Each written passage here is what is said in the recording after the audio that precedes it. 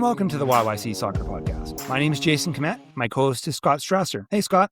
Hey, Jason. Happy Father's Day. And what do we call it? The summer solstice today, or is it the spring equinox? I forget. Summer solstice. Equinox is when it's 12 and 12. Yeah.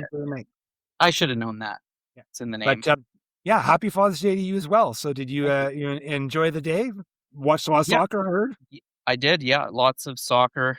Watched a couple of World Cup games. Watched some of the Calgary Wild games, the extended highlights. So, very acquainted with my television screen this weekend. How about you? I did watch a bit here and there. Lots of basketball, though. So I was between my two daughters, they had 8 basketball games this weekend. So it was a lot of back and forth. But I did get a chance to watch a little bit of World Cup soccer. I saw the end of that Uruguay Cabo Verde game. That's a weird story, eh? Oh, yeah. Yeah, I watched that game too, kind of off and on, but very unexpected result. But, I would say deserved. Cabo Verde fought right to the end, and good on them to get, now 2 draws against teams that you'd expect to go pretty far in this tournament. So kudos, Cabo Verde. Like 2 teams that have previously won the whole thing. Exactly. Yeah. Not for a while in the case of Uruguay, but nonetheless, a team that has been in the semifinals not that long ago. And Spain is actually my pick to win the tournament this year. So you heard it here first. But, I'm kind of rooting for these guys from Cabo Verde. I think interesting style of play, a little bit erratic at times, but a lot of passion and some good goals today. For sure. Let's get back on to our main focus. This is our weekend recap episode where we talk about Calgary-based teams and how they did over the weekend. And we're going to talk about the Calgary Wild. They were in Montreal, played the Roses. And we're going to cover off a bunch of Alberta Premier League matches from Friday and do some previews for Tuesday. And we're even going to do a bit of a AMSL update. Yeah, without cavalry in action, we figured it would be a pretty short episode. While we'll focus on the Calgary Wild's game, figured we would throw in some AMSL action, something we don't do that often. But why don't we kick things off by talking about the Wild's game in Montreal, which, according to head coach Sinead McSherry, was the team's most complete performance of the 2026 season thus far. Hi, it's Janaea Robertson, and you're listening to the YYC Soccer Podcast.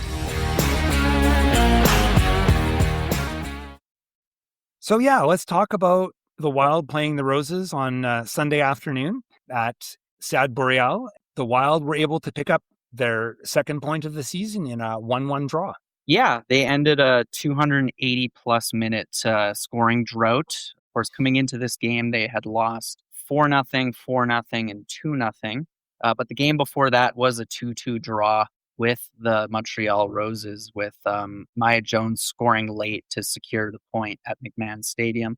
This time around at Stade Boreal, it was the Wild that got things going early thanks to a goal from Collie Johnson in the 10th minute to end that almost 5-hour scoring drought. But not too long after that, Evelyn Badu equalized just before the half-hour mark. And while both teams had a ton of chances afterward, those were the only goals to speak of in this one. Yeah, and I have to admit, I only watched the extended highlights of this, but what I got out of it, though, was that it seemed like the Wild were maybe a little bit more potent offensively. It seemed like they had a few chances.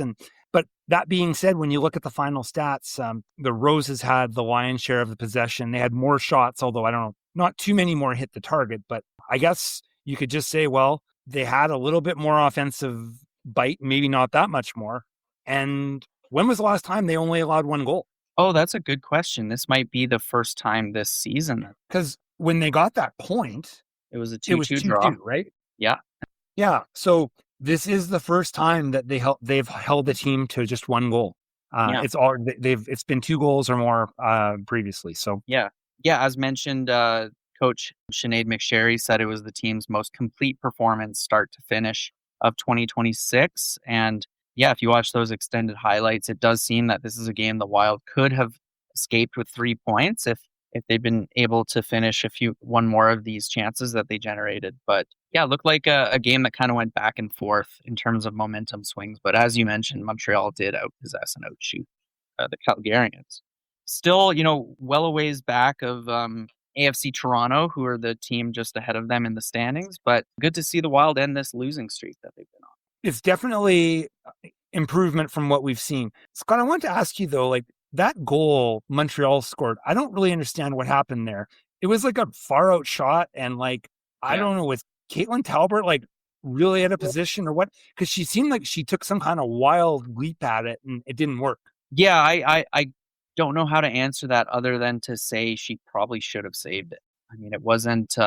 I actually thought she was well positioned to save it, and it somehow went through her hands. So she did get a palm to it or a forearm to it, but didn't do enough to keep it out of the net. But it was a far out shot, like it was well outside the 18 from Evelyn Badu. I was kind of wondering about our resident goalkeeping critic in Calgary, Jordan Santiago, if he had any thoughts, because I know last year he had no shortage of thoughts about the Wild's goalkeeping. So I wanted to see, has he posted anything on social media about his thoughts on the Wild goalkeeping? And surprise, surprise, he has commented, and it has not been in a positive way. Yeah. Yeah, Jordan, he's savage on social media. That's for sure. Well, he posted on June 13th. He said, question for those interested. Would you consider this bad goalkeeping or bad coaching to constantly see your keeper in these poor positions week in and week out? And what game was that? Posting after the Halifax match. Yeah. So I guess we could talk a bit about the returns from injury. You know, Maggie Doherty Howard started the match. Anderson Williams, Janaea Robertson came on as subs. Michaela Moore started. That's all good stuff. And I think Maya Jones played most of the match. Yeah, she started on the wing, I believe. And Jason, did you notice that Sarita Thurton started as the number 9 in this game? Yes. And I'm not sure what over last year, I don't ever remember her playing the number 9. She was always playing on the right side. Yeah. But Jorian Baucom was not, well, she obviously wasn't in the starting lineup, but she wasn't on the bench either. So I don't know what her status is right now, but she didn't make the trip to Montreal. We know that much. Yeah. But to be honest, Jason, like Jorian Baucom has not had a great start to the season at all. I don't think any goals or assists, has looked really disjointed from the rest of the team. Yeah. Like at the end of the day, goal scorer's got to score. And she is, you know, they've brought her in. They're using a valuable import spot for her. And it's just, it hasn't gone well for her, unfortunately, this year. Another thing I wanted to ask you about, Jason, you put this down in the notes. Every game this weekend was a 1-1 draw. Isn't that weird? Well, I mean, there's only, 3 games? Yeah, but still, like 3 games exactly, not even 3 games that were draws, 3 games that were 1-1. That is probably pretty unusual. I don't know if it's ever happened in the NSL before. Well, it would be a rare thing to happen, I think, in just about any league, but for sure, it is unusual. But you know what the end net result is, that really the standings don't change. Yeah, I guess you're right. And the Calgary Wild, as we all know, bottom of the NSL standings, 2 points now from 7 games, 7 points back of the 5th place team, which is AFC Toronto with 9 points. And their next match is going to be Saturday afternoon. They're back in Calgary. They're going to play the Halifax Tides, and we'll talk more about that one in our show later this week. Still no games against Vancouver. Hi, this is McKenna Walker, and you're listening to the YYC Soccer Podcast. Let's recap Friday night's results in the Alberta Premier League, specifically the Calgary teams. Up in Edmonton, we saw Villains take on BTB. On the men's side, this was a loss for Villains, with BTB shutting them out 2-0. And then on the women's side, a similar result, albeit with more goals, BTB beating Villains 4-2. Back here in Calgary at Weber Park, Rangers played Blizzard, and on the men's side, Blizzard won 3-1 with goals from Jacob Hunter, Kimia Kasanda, and William Omarone. And Rangers' lone goal was from Jordy Gidney. Yeah, who you put in brackets here is from the University of Gloucestershire. So he's a 2026 grad. He's a Calgary kid, graduating this year, but next year he's going to play college soccer in the UK. Interesting choice. I didn't know anything about it, but I did a little bit of research, and the idea is you go to school at a UK school, you get an education, but there are some schools that have sort of created programs where essentially it's like a academy type setup where you can really learn to play in the UK setting. And I'm assuming play in some kind of league of some sort. So Yeah. Never heard of it until today. Cool. Well, that'll be an adventure. But yeah, I think that's Jordy Gidney's first goal in the APL this year. I don't think I've seen his name on our script before. But on the women's side, same matchup, Rangers versus Blizzard at Weber. Interestingly, Jason, a 2-2 draw with both of Blizzard's goals coming from McKenna Walker, who continues her fine goal-scoring form. And then for Rangers, the goals came from Ava Biuk and an own goal by a Blizzard player. So that is a bit of a surprising result. Blizzard has been really strong this year. And, Rangers, is definitely on the bottom half of the table. But yeah, a good result for them, I would think. And yeah, let's talk about the final match, the match in Langdon. I don't know how well it was attended or how it went over, but we do have results. Yeah, Callies were taking on St. Albert. St. Albert won this one on the women's side, 4-2. Callies' 2 goals came from Ali Tanis. And on the men's side, a bit closer, a 2-2 draw with Callies' goals coming from Osagi Aobaku and Brady De Castro. Let's talk about the table in the APL. Start on the women's side. Right now, Blizzard is top of the table. They have 17 points on 7 matches. And right behind them is the Wild with 15 points on 7 matches. Yeah, and then it's Edmonton BTB in third place with 13 points from 8 matches. Foothills are behind them with 12 points, but 2 games in hand. So if Foothills win their next 2 games, they could actually be in the mix for first place. And then the bottom of the table is rounded out by St. Albert, Rangers, Villains, and Callies United. And on the men's side, the Calgary Blizzard continue to roll. They have a perfect 7-0 record after 7 matches, 21 points. Yep, 19 goals for and 3 goals against. Really looking strong. I would have to say, Jason, they're the favorites. But Edmonton BTB breathing down their necks. Same number of points, just 1 game in addition. 7 wins and a loss. 17 goals for and 7 goals against.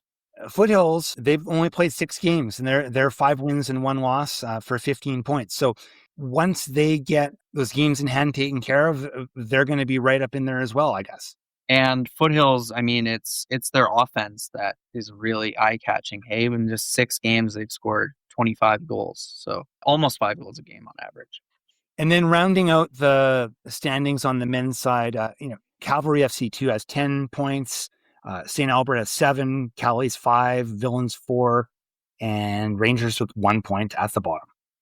So 2 games taking place on Tuesday evening out at Macron. We'll see Foothills take on Cavalry 2 on the men's side and Wild U23s on the women's side. Women kick things off at 5 p.m. Men follow at 7:30.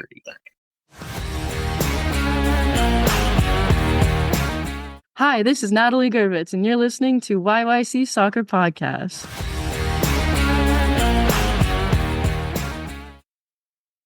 So now let's talk about the AMSL for the first time in a while.